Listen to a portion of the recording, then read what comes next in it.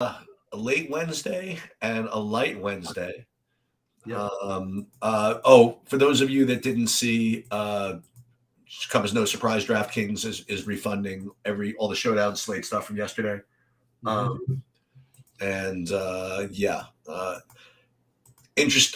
not interesting. I am interested to see what develops with this with the canceled game. I guess that's the best way I can describe this. One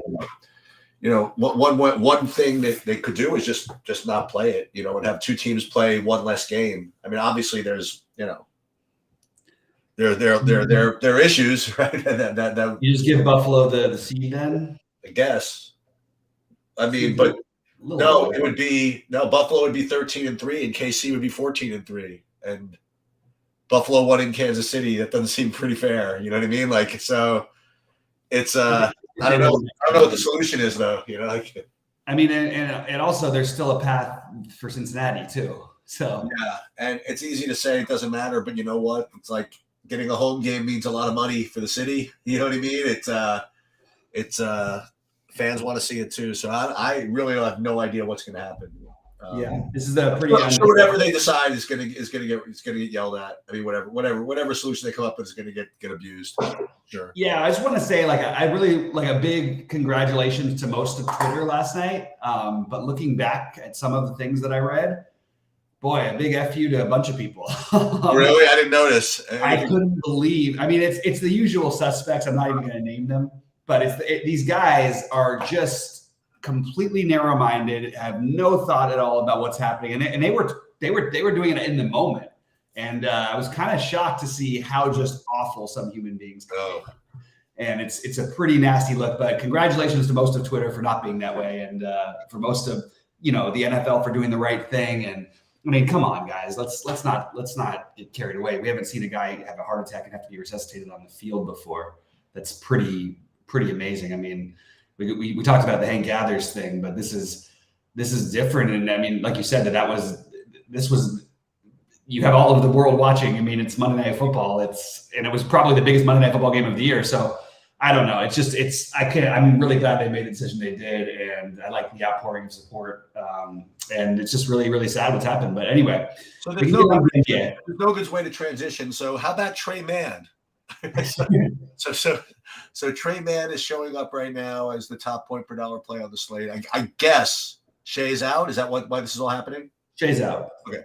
So basically, I have one in my top 8 values are all from the OKC game, and that includes 6 OKC guys: Grant Williams and Al Horford.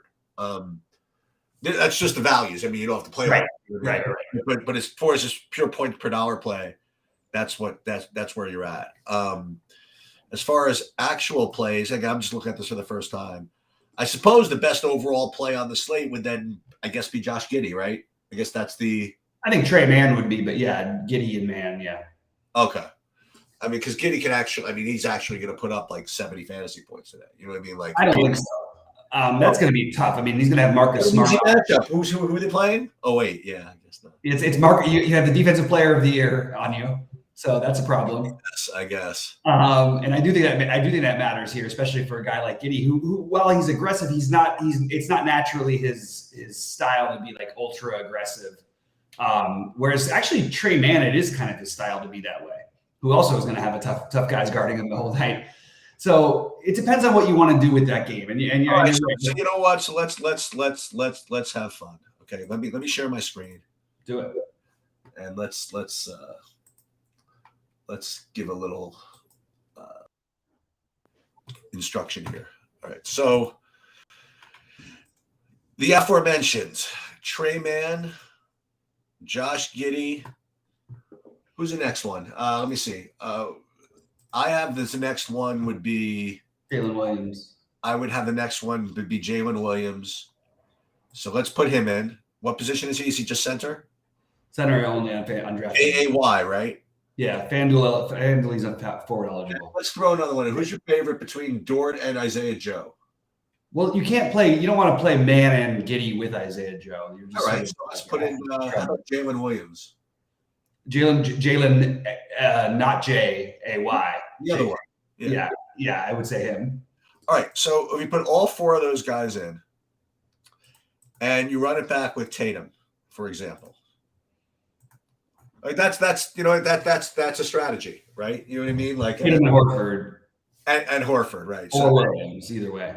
Yeah, so that is a strategy that we talk about a lot. You know, just when you take the cheap values and just run it back with the top scorers on the other team. Now, Horford is not exactly part of that same logic. You know what I mean? Horford's just a great play on his own, you know, just because Robert Williams out. But, well, is he a great play on his own?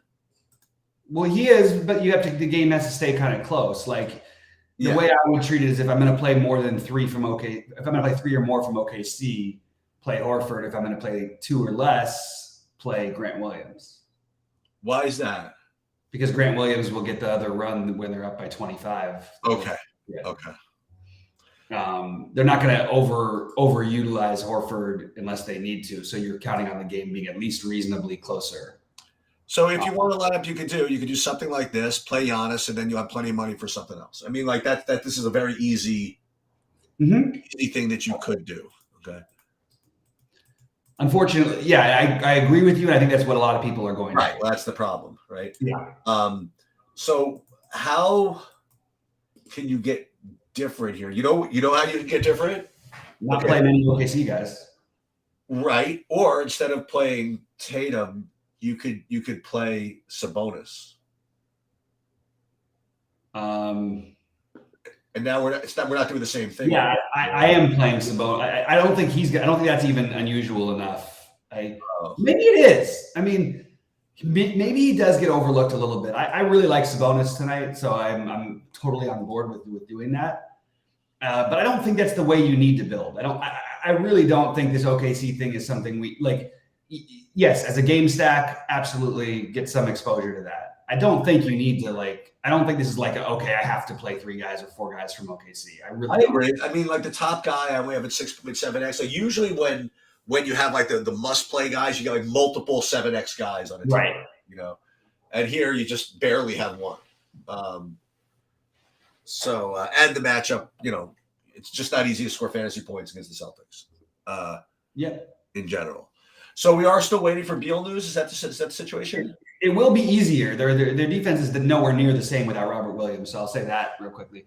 We don't know the Beal news yet. There's nothing we can do about that. It just we know what to do if there's no Beal. It's the usual guys we've been playing with no Beal. It's no different. With Beal, it does change things a little bit. And some of the questions like that are coming out like with Grant Williams and Horford together. That's fine. In general, if you're playing multiple lineups, I think it makes more sense logically to split them up. But they're totally fine together. It's just, I think you play a game flow angle, and I'm trying to avoid those two playing together unless I'm stacking that game. The other one, Dort getting a bump with Noshea, of course he does, but is nowhere near an automatic play that he gets treated as way too often, as I point out all the time. Like in real life, doesn't ever have to get there really. But tonight is a better night for it. It's not just that Shea is out; it's that they've only got 10 guys to play. Super sneaky play is Darius Bazley. I think that's a really, really sharp, just go for a weird, you could play like guys like Bazley, Aaron Wiggins, and Isaiah Joe, and we have no idea that they're not. No idea at all. You know what I mean? Because it's OKC is a wild card. It's the same thing with San Antonio. When you take off the normal guys, you just don't know who's going to end up getting the run because and Dort and Giddey will play as long as the game is close, unless the bench does all the work and that's what keeps them close. So I do have a game stack of that. As I have 2 big lineups on DraftKings, and one of them is a game stack of that game with leaving some money on the table. That's one way I think is viable to do it. And then playing I have that game stack with I have a 4-1. No, that's 3-2 with but I'm playing Giannis and I'm playing Porzingis in that lineup. The other thing you could do, and I'm just kind of playing around with this, Yeah. is say F you to Giannis and just stack the crap out of the Sacramento Utah game. Yeah, that's that. The only problem is even if you stack it, it's so hard to get it right. You're going to have a really hard time trying to figure out who to play. Like, I mean, I don't know who am I missing. So I got Sabonis, Fox, and Malik Monk from Sacramento, and then I got Beasley, Olynyk, and Conley from Utah. Sure. Sure. If I was fully stacking that game, it would be very, very hard for me to play Conley over Clarkson. Oh, Clarkson, I can do that. Not play Clarkson and play Beasley. Like you're asking for a very certain path there. Yeah, I guess so. Right? Okay. And it is like the nut matchup for Clarkson. So I think if I was trying to stack that game, I would make sure to get Clarkson. And I like the idea of stacking that game, but I like sort of like a weirder, like mini-year stack. Like I like the Vanderbilt, Conley.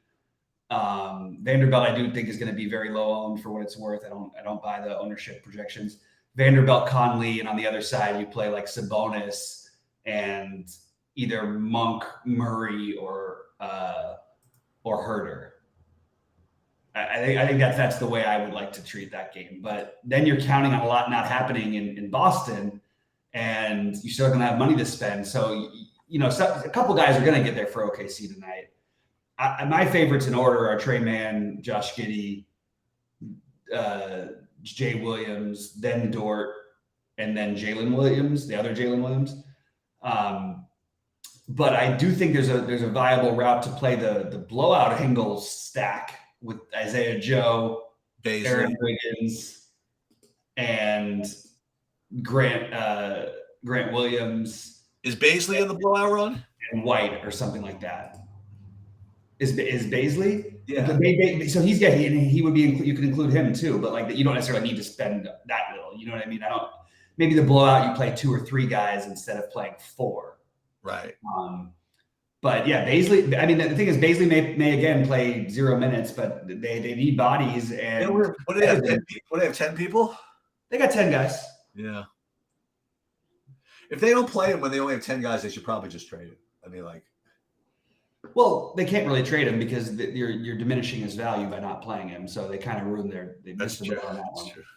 And you're not going to get much for him. Maybe you get a second rounder or something at best. Right. So it is a tricky slate. Like I am treating it like more of a stacking, like sort of like what you're saying, but I want exposure to the Milwaukee Washington game. Like I'm gonna play. I don't care if Giannis is popular. I'm gonna play Giannis. Yeah, he's the best play. I mean, like yeah, exactly. And it's pretty easy to get him. But if you're not going to play him, I do think you could make an argument for Drew Holiday. It was an illness that he was out with. It's not like he would like hurt something. You know what I mean? Why couldn't Drew Holiday have a big game here?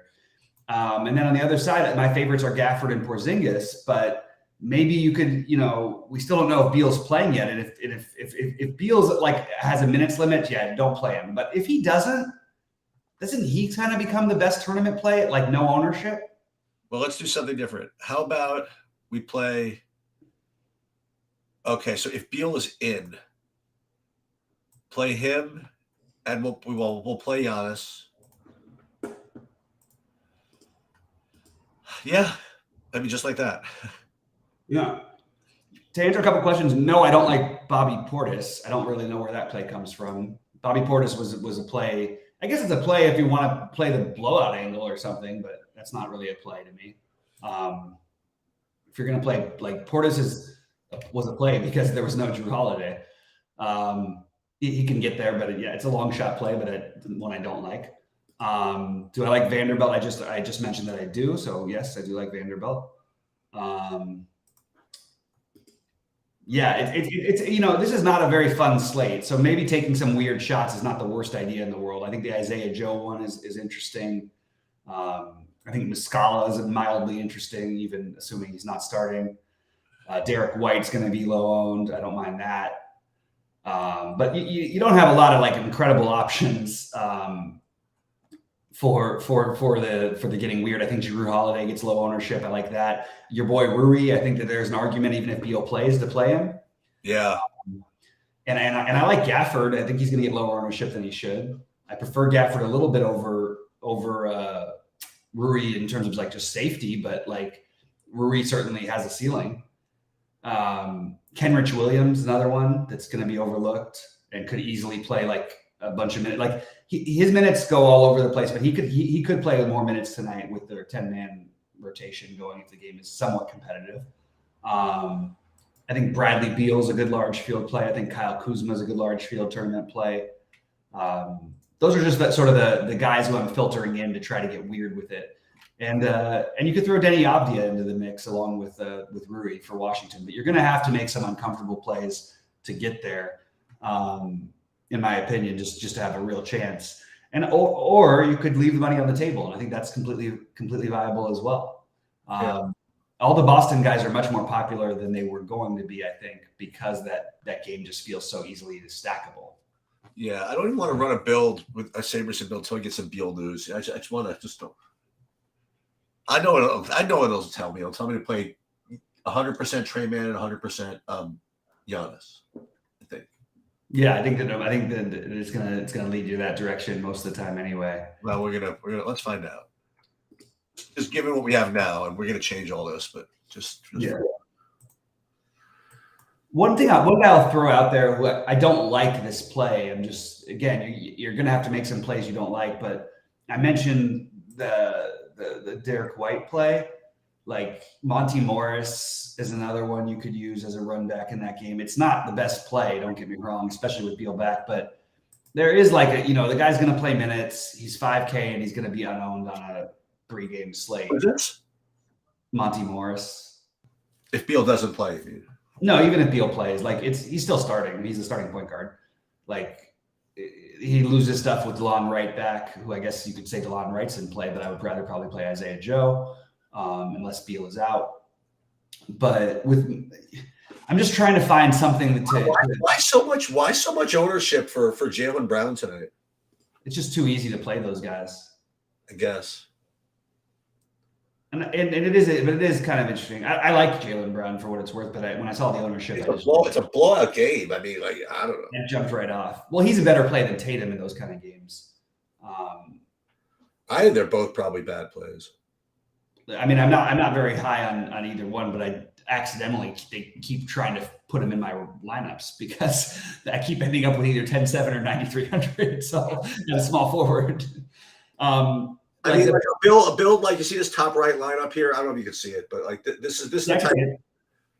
This. Oh wait! Oh my god! I'm sharing the wrong thing now. Hold on a minute. Hold on. Let me share. That's so funny. You were sharing it, but you just no, but I wasn't sharing the Saberson thing. Oh, okay.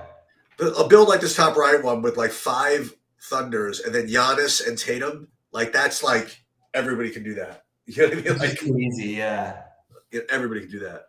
That one is Isaiah Joe, so it's not exactly the easiest, but yeah. You replace the 3Ks Isaiah Joe with in this particular lineup, you could probably put Conley in the guard and put Jay Williams in the center if you want in the utility if you want to do that. I mean, I'm very confused that they have. Where are they getting the starting lineups from? Because it looks like. Can you click on OKC for me? Just because it looks like they have released a starting lineup that I can't find elsewhere. Because you've got 4 guys. They seem to have the starters all worked. Oh, they're starting Wiggins. Okay, so Wiggins is going to look like a really good play. I still like the trade idea personally. You don't like that one? Wiggins is fine, but I would rather take Kenrich Williams. What? Kenrich Williams? They're starting Kenrich. That's 6 guys. They can't be starting. Oh, that's 5. Okay, yeah. So they're starting Kenrich. Interesting. And they're not starting Jaylen with a Y. I'm not playing him.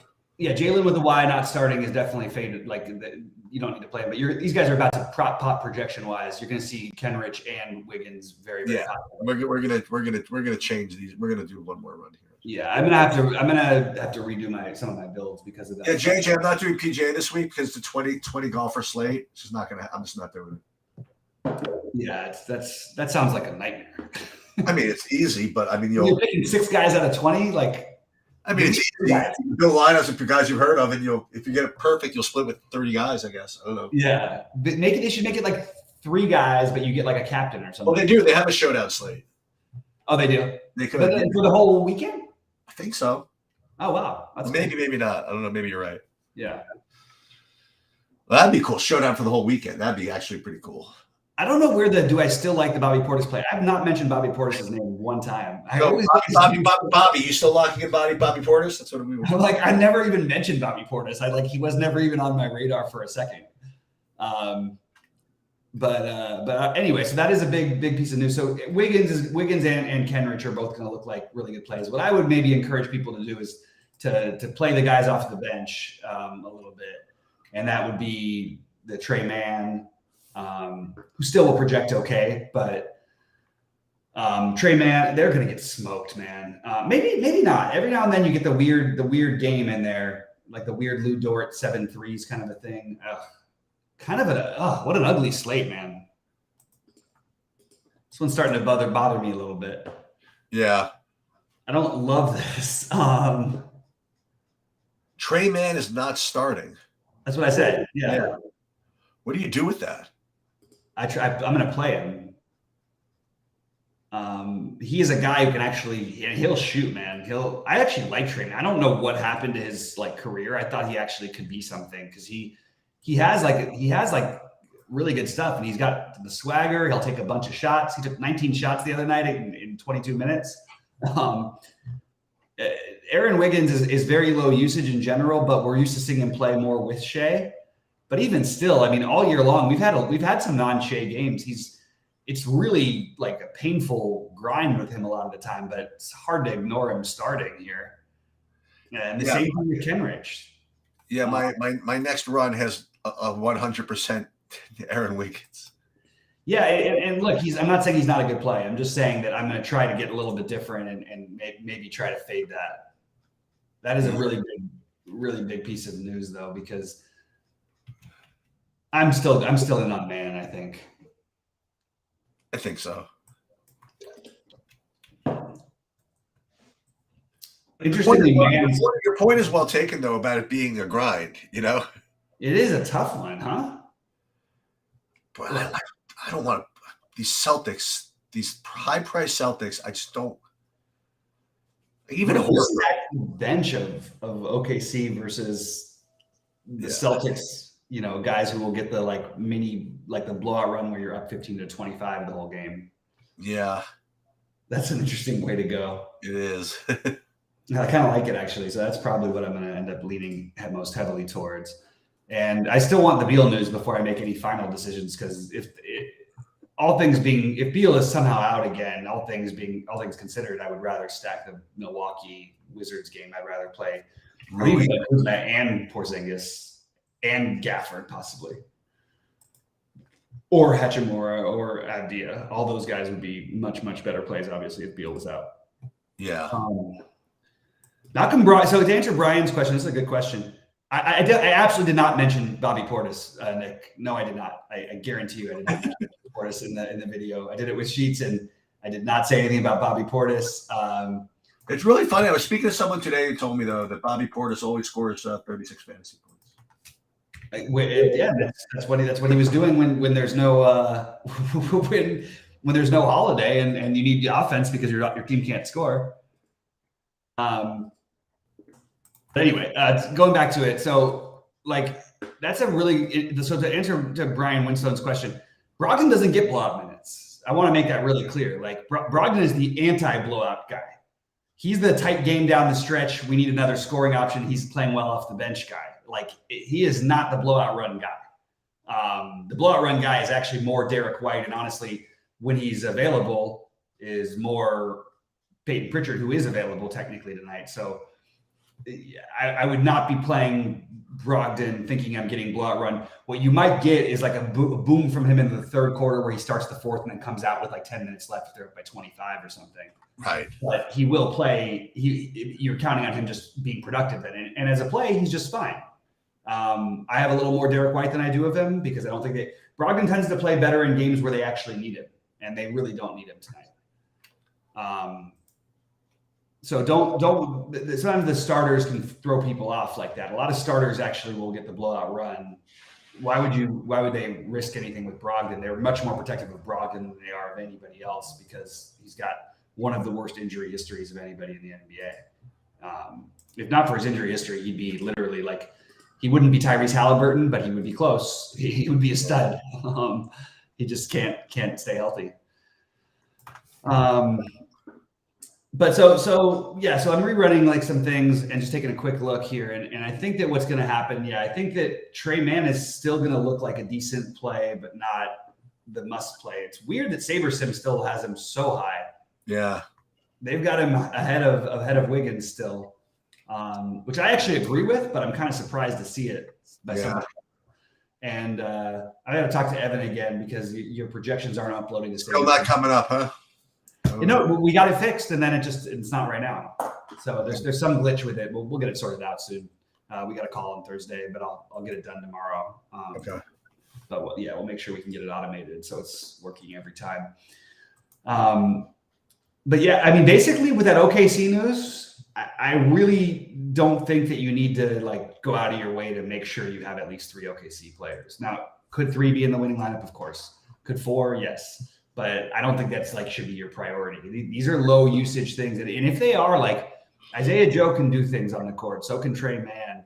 And I think they're going to need that at some point because none of these guys, Jalen Williams, the Jalen Williams who's actually starting, he can do some stuff. I think we could get. I think I want to get a little more exposure to him because you're playing him with a bunch of low usage guys, and then a Giddey who's very happy to give the ball up. So you got the higher usage guys are Tre Mann and Isaiah Joe. When you get this kind of situation, 10 bodies and no Shea, that I think I would rather take a shot with those guys, like take a shot with those guys than playing what's going to be the super truck. Nick is claiming that you mentioned or saying that you mentioned Bobby Portis in the first look video. Yeah, I did not. Well, we gotta have to audit that.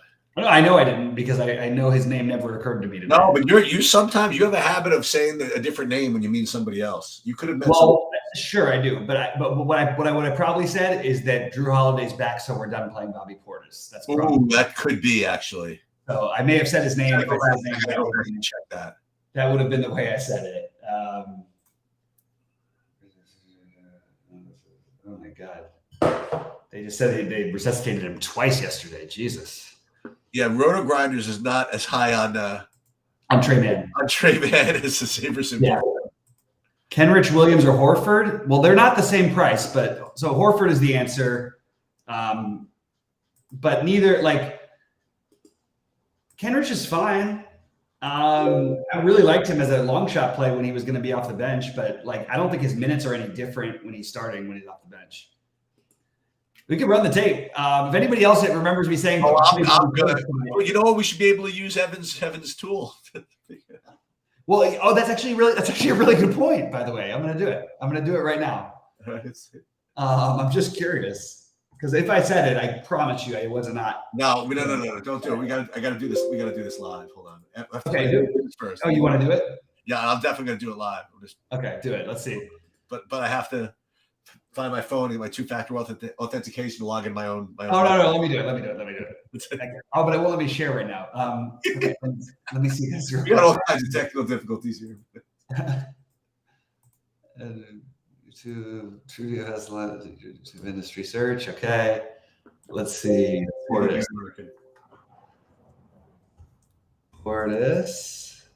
I can always just pull it up, but this is much cooler to try to do it. It is kind of fun to do. If you guys haven't tried that YouTube search tool, it's pretty fun. Wow, there's actually nothing found. Wow. Okay. So not only did I not mention him, nobody mentioned him apparently. Nobody mentioned this is working. I don't know about this Tre Mann projection here, Mr. SaberSim. I don't know.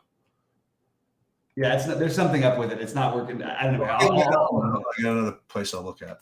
No, I think it is a little bit high on Tre Mann. I agree, but I still think that doesn't. If other sites aren't going to have him there, that means he's not going to be his own. So I'm still going to take the chance. I don't care. Yeah, I want to look at if anybody gets Beal news while I'm doing this. Mm-hmm. Please pump it in there. I'm taking a look real quick. I'm gonna have to probably finish building my lineups at some point, which means these guys are the worst. What's that? No, nothing. Just a bunch of clowns. There's some weird stuff that's going on in the industry. So, Roto Grinders discontinued their tennis coverage. good. Give it. Let's do something. We are no, but it's weird. And then yeah, I don't know. It's like a weird thing to happen. Just as the tennis season starting. I don't know. They're losing people. I think so, right? They are. They're losing subscribers and they're losing their talent over and over again. So maybe the problem is you have a bunch of guys on talking about sports who don't actually play DFS and who never win anything. Probably it's probably not a good thing to have. Sorry guys, I'm just calling it the way it is. Like everybody out there, you know, if you have a bunch of guys who are only playing the $5 max entering every day on FanDuel and haven't won it all in like 2 years, it's going to be hard to keep people there. Thanks, Gabe. Monk and Herder are available tonight. That's good. Okay, thank you. We just don't know about Beal.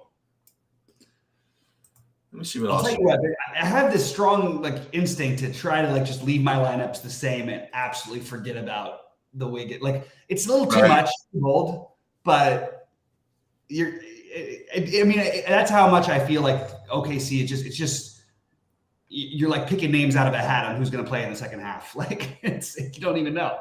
Right. They consistently, 2 of their starters, they don't start the second half of the game, even if they're playing well. It's just the weirdest thing. All right, what else do we have here? I'll tell you something. I do love some of the guys. There's another site, by the way, that's really going down. I mean, I saw this was happening. Is that the Daily Roto, who I used to really, really like? They went to like a free model this year. I don't know how they're making money. So, and it's like anything else. I mean, once anything is free, it becomes worse. Right. They don't update as quickly, you know, because they don't have to. You know, it's free. Right. Right. Well, I'm gonna go in a minute and finish building. I'm just gonna go through what my thoughts are real quick before I get out of here. I don't love this slate. That's my first thought. I'm trying to find some. Okay, so basically find some guys you can get a little bit off the board with, because everybody else is projecting through the roof. We all know the OKC guys are projecting like crazy. Whatever. I still like Man. I'm gonna have some Wiggins. I'm gonna have some Kenrich. I'm not making them like. I'm not locking in anybody from like that. I like Grant Williams tonight as the chalky one that I like. I think Isaiah Joe is worth taking a long shot on. I wouldn't play him with. I would play him with anybody, actually. I'd be open to doing that. I like the Isaiah Joe play. Yeah, I think Gafford, Derek White, super thin Nickeil Alexander-Walker as a value play. Listen, I've played Darius Baisley. He's got literally 0 minutes. Okay, so I'm not.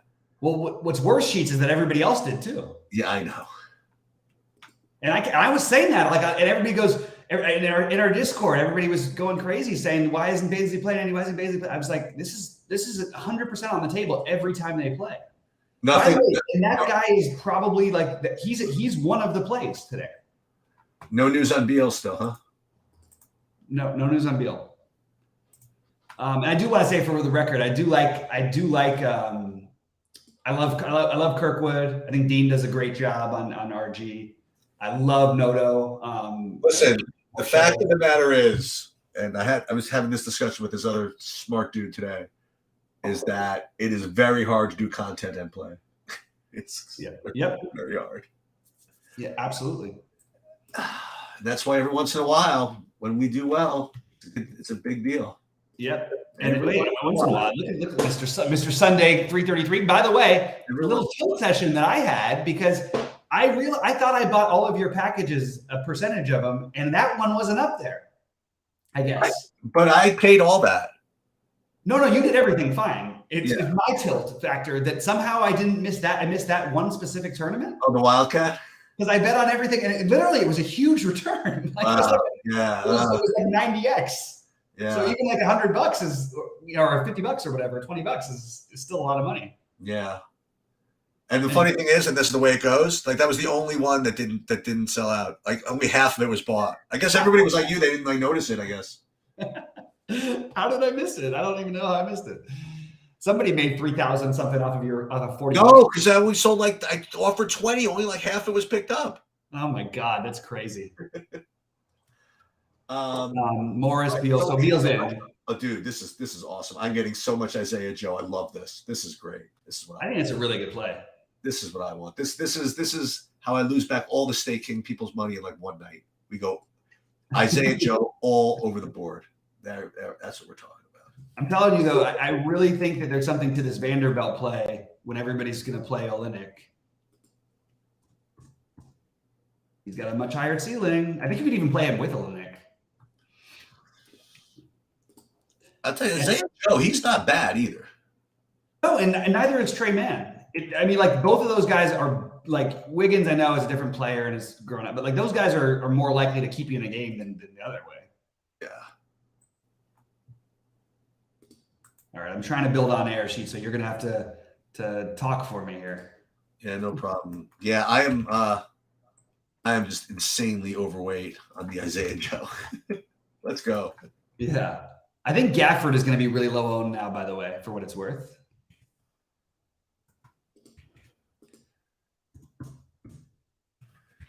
That's, we talked about this at the when we did our early preview that our top play overall was going to be Isaiah Joe for the.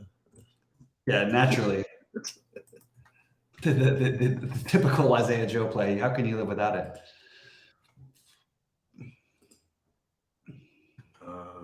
God, I've got a ridiculous amount of Jared Vanderbilt. I like it though. Love it. Between Jared Vanderbilt and Isaiah Joe, we're in there. We're in there. But actually, Isaiah Joe, I think people will play. I think Vanderbilt's going to get left out. I do too, and I'm in. I one guy won't be leaving him out. It'll be this guy. That guy, indeed. I like him. All right, whittling down. Okay, what do we want to do here first? I'm going to tell you what we're going to do. The first thing I have to play Tatum. Ugh. Who? I literally have just too much money to spend, and I can't even get around not playing Tatum. Leave it on the table. Leave money on the table, then whatever. But I mean, how much am I supposed to leave? I'm supposed to play Porzingis over Tatum and leave 1,300 on the table. That seems no. I don't think you're supposed to do. If Beal's out, maybe. What's that? If Beal's out, just maybe. Maybe. Yeah. Well, he's in though. Oh, he is in. He's in. Yeah. I didn't even hear. Okay. Yeah, I was trying to let you know, but I didn't get there. Can we get Conley, Clarkson, Trey Mann? So instead of Trey Mann, this one, here's my one Wiggins one probably. So basically, Aaron Wiggins at the end of the day is going to play 18 minutes, right? That's the story. It's or just put up like no fantasy points or in 30 minutes. It's completely on the table over that. It's like the Aaron Holiday or whatever. Yeah. Can you get? Let's just see. Stacking with value, playing Sacramento, Utah. Can we get away with that? That's what I thought of earlier in this show. Actually, I don't think I'm going to do it at the end of the day, though. A little tricky. It's not like the most you could play Fox and Sabonis tonight. Yeah, of course you can. Yeah, and then you get Clarkson to run back on the other side and then with Vanderbilt. And then you use the value, but then you end up in another uncomfortable. Then I end up with Bobby Portis money. Watch Bobby Portis put up like 60 tonight. It's gonna. I'm telling you, all this Bobby Portis talk, we just spoke it into the universe, guys. It's out there. It's gonna happen now, and it wasn't even my plan. No,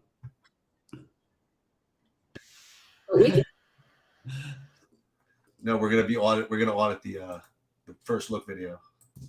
You know what it probably is? I've mentioned him on every other video we've done for the past since Jrue Holiday was out. I've literally he's been like, I'm like, they're going to play him and Brook Lopez together. They're going to play Portis, and they did. But I don't think I would have said it today. Wait, sing this. If this game was in Washington, you could have a better, like a revengey narrative for Bobby Portis. At least I can always get on board with Bobby Portis revenge. He's the one guy who actually seems to really care about it. That's true. All right, I guess I'm going to get out of here. Yeah, it's a weird slate. Nothing. That's over for Isaiah Joe. Yeah, Project Mayhem's going with it. Do it. Why not play him? Drew's coming off the bench. That is interesting. Who is? Jrue Holiday. You can't play him. Well, exactly, but why not? He's going to play like 22 minutes. Why? Well, why is he coming off the bench?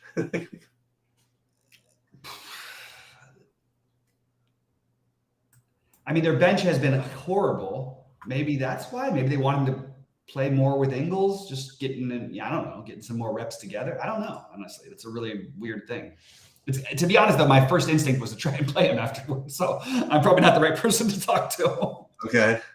I wanted to go nuts, and I was like, oh, that means I should play him. Probably not. Yeah, it is hard. The Jaylen Brown thing, he just keeps finding his way into my lineup sheets. I can't seem to get away from him. Yeah, I'm getting a decent amount of him.